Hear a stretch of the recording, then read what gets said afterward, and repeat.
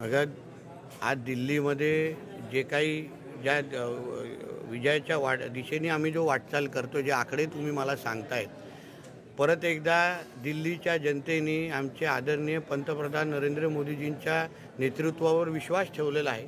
पहिला हरियाणा, मग महाराष्ट्र, आता दिल्ली।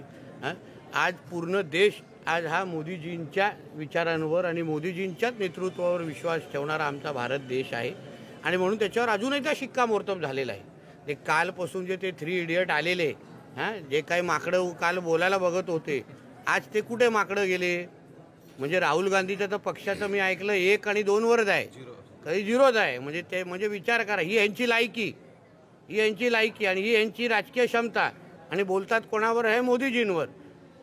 बोट कोणावर ठेवतात? ईव्हीएमवर।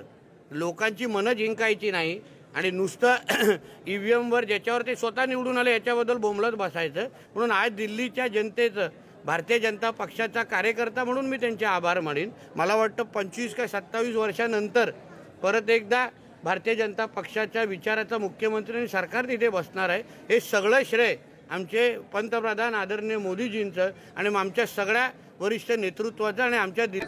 नमस्कार मित्रो, आपण बघताय MS24 मुंबई। बघत राहा। मी सुनील पाल, तुमचा कॉमेडीचा लाल। I like it.